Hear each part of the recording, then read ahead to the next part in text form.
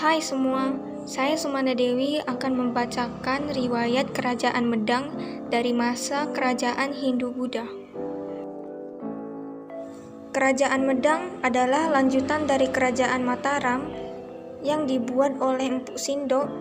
Empu Sindok memindahkan ibu kota Kerajaan Mataram dari Jawa Tengah ke Jawa Timur, yang ibu kotanya terletak di dekat Jombang di tepi Sungai Brankas.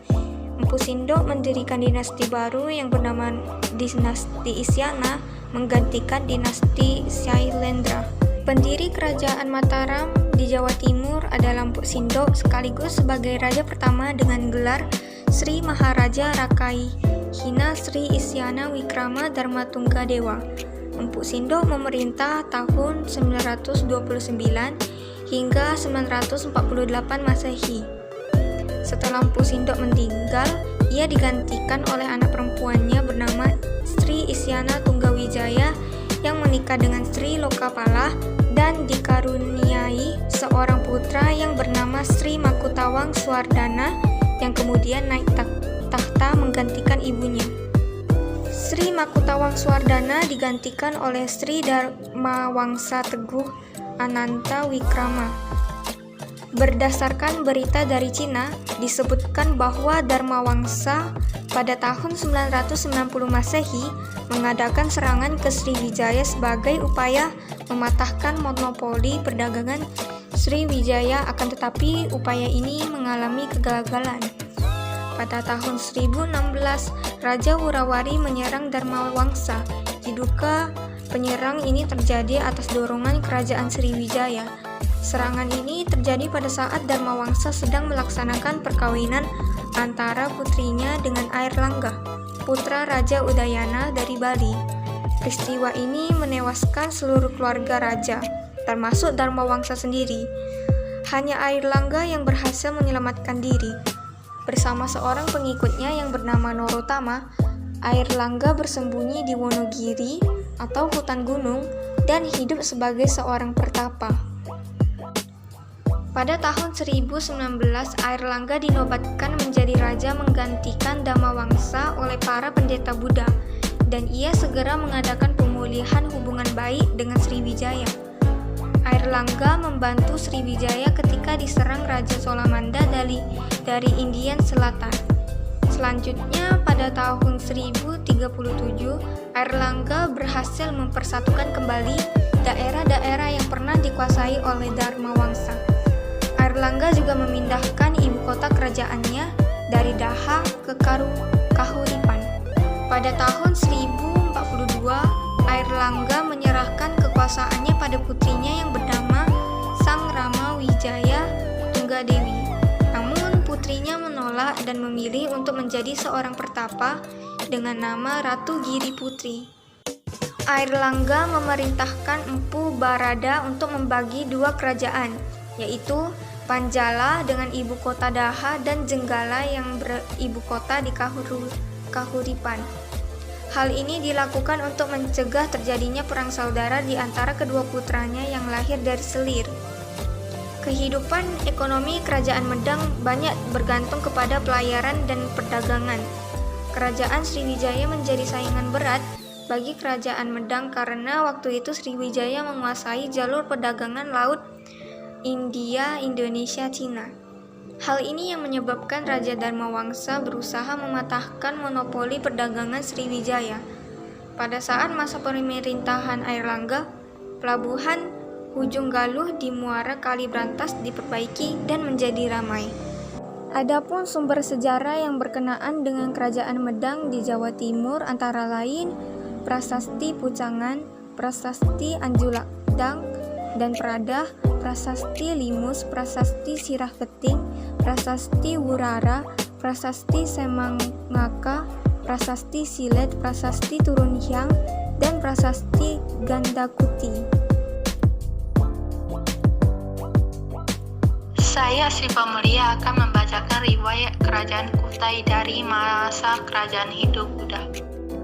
Kerajaan Kutai. Kerajaan Kutai berdiri sekitar abad ke-5. Kerajaan ini terletak di Muara Kaman, Kalimantan Timur, tepatnya di hulu Sungai Mahakam. Informasi tentang awal mula Kutai diketahui dari Yupa. Ada 7 buah Yupa yang menjadi sumber utama bagi para ahli untuk mengetahui sejarah kerajaan Kutai.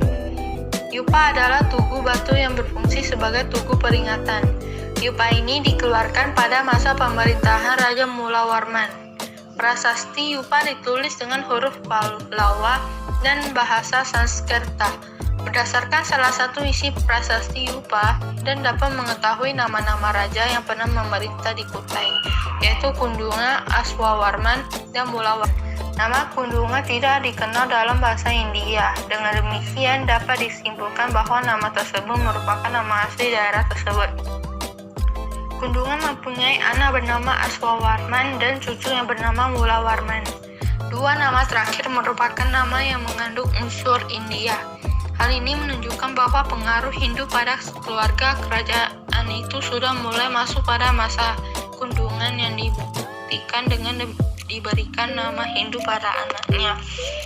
Satu di antara Yupa di kerajaan Kutai berisi keterangan bahwa Raja Mulawarman telah memberi sedekah 20.000 ekor sapi kepada para Brahmana. Hal ini menjelaskan bahwa kegiatan ekonomi yang dilakukan oleh masyarakat Kutai adalah usaha peternakan.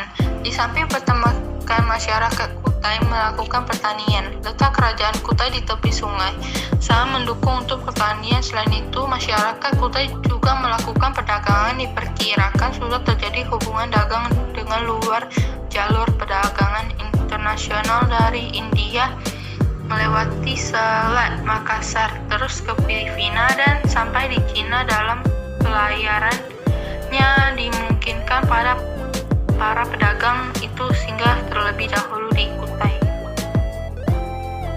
Saya Hermanko akan membacakan riwayat Kerajaan Samudera Pasai dari masa Kerajaan Islam.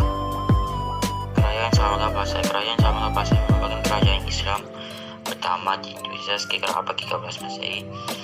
Kesultanan Samudera Pasai berdiri antara tahun 1270 sampai 1275 Masehi yang terletak di sebelah utara Perlah atau pantai timur Aceh yang berbatasan dengan Selat Malaka. Sultan pertama Samudera Pasai adalah Malik As-Salah. Sejarah Kesultanan Samudera Pasai diperoleh dari Madu Lisan Sultan Malik As-Salah yang berangkat tahun 1297 Masehi. Perekonomian masyarakat Samudera Pasai tergantung dari pemungutan pajak perdagangan. Kesultanan Samudera Pasai merupakan peran penting dalam penyebaran Islam di Asia Tenggara. Kesultanan Samudera Pasai dikuasai oleh Kesultanan Aceh Darussalam pada tahun 1524 Masehi. Saya Febi akan membacakan wilayah Kesultanan Makassar dari masa Islam. Kesultanan Makassar, Gua Talo, merupakan kesultanan Islam yang terletak di Sulawesi Selatan. Kesultanan Makassar berawal dari Kerajaan Goa dan Kerajaan Talo. Kedua kerajaan ini kemudian bergabung menjadi satu di bawah pimpinan Raja Goa. Adapun Raja Talo menjadi Mangkubumi. Setelah menganut Islam, kerajaan tersebut menjadi Kesultanan Makassar. Kesultanan Makassar kemudian berkembang menjadi pusat perdagangan di Indonesia bagian timur. Hal ini disebabkan oleh letak Makassar yang strategis dan menjadi bandar penghubungan antara Malaka, Jawa, Maluku, sehingga ramai dikunjungi pedagang-pedagang dari dalam dan luar negeri. Kesultanan Makassar mencapai puncak kejayaan pada masa pemerintahan Sultan Hasanuddin tahun 1653 sampai 1669 Masehi. Ia berhasil membangun Makassar menjadi penguasa jalur perdagangan di wilayah Indonesia bagian timur. Pada tahun 1660 Masehi, terjadinya Perang Makassar. Perang ini disebabkan oleh persaingan antara Kesultanan Makassar dan Kerajaan Bone yang mendapat dukungan dari VOC Belanda. Selain itu, perilaku orang-orang Belanda yang menghalang-halangi pelaut Makassar memberi rempah-rempah dari Maluku dan mencoba ingin monopoli perdagangan juga menjadi terjadinya penyebab Perang Makassar. Dalam ini, Kesultanan Makassar mengalami kekalahan dan terpaksa menandatangani perjanjian Bonggaya yang sangat merugikan Kesultanan Makassar. Sekian pembahasan kerajaan-kerajaan pada masa Hindu-Buddha dan Islam. Maaf jika ada kesalahan dalam kata. Terima kasih.